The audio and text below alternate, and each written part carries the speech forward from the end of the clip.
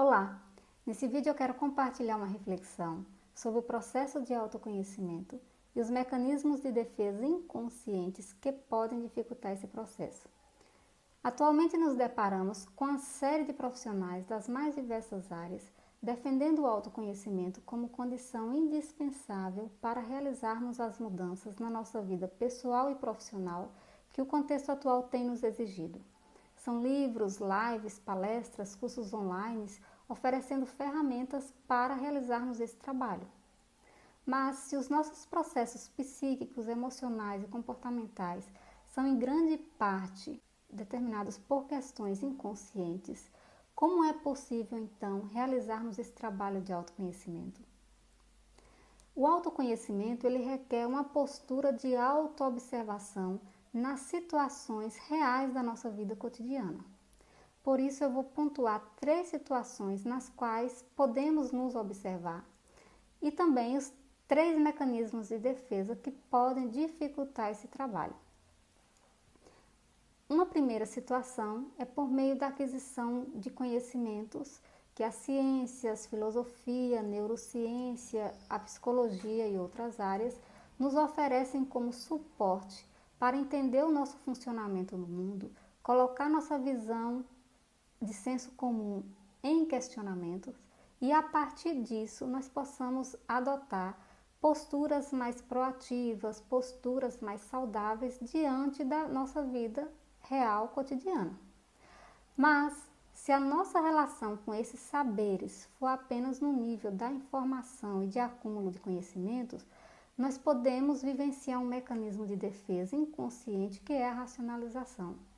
Pela racionalização, nós começamos a usar explicações lógicas, teorias, para justificar e atribuir sentidos às situações às quais nós estamos adaptados e que nos deixam na zona de conforto.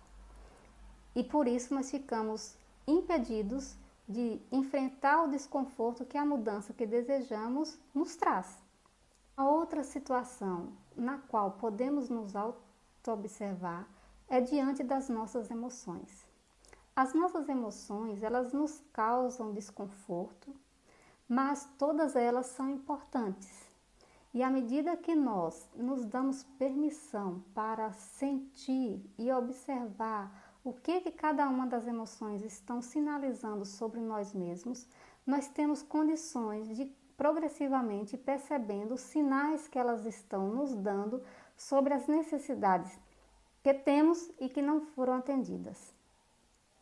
Mas um outro mecanismo de defesa também pode dificultar esse processo, que é a negação.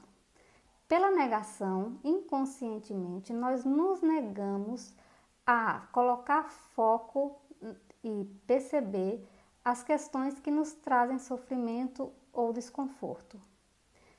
Então, se nós nos negamos a encarar as questões que são essenciais para as nossas mudanças, nós ficamos impedidos assim de tomar atitudes que são importantes na nossa vida. Além da aquisição de conhecimento, da observação das emoções, uma outra situação bem propícia para essa autoobservação, mas que também é desafiadora, é nas situações de relacionamentos. Os nossos relacionamentos, eles são como espelhos. Nos relacionamentos, nós tendemos inconscientemente a projetar nossas dificuldades, nossos bloqueios, nossos medos e também as nossas potencialidades. Assim, nós tendemos a perceber no outro questões e dificuldades que são nossas e por isso nós apontamos, cobramos, julgamos, ao invés de olhar essas questões e dificuldades em nós mesmos. O mecanismo de defesa, então, que está em ação nessa situação é a projeção. E como o próprio nome diz, nós projetamos no outro questões que são nossas.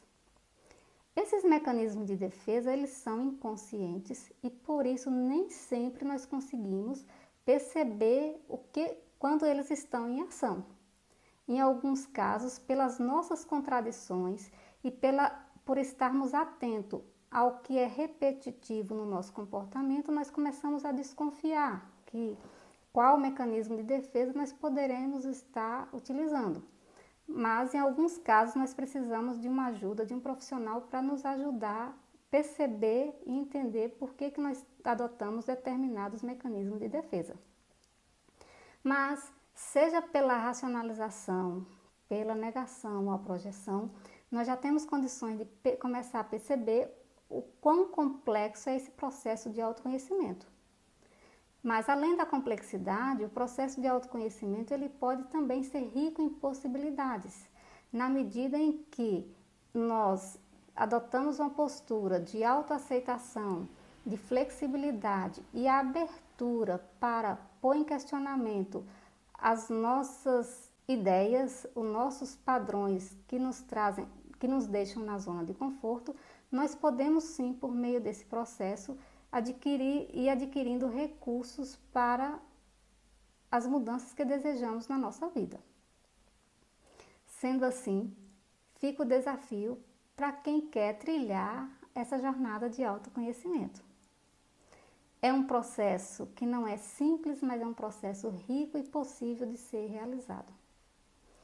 Obrigada pela atenção e até a próxima reflexão. Tchau.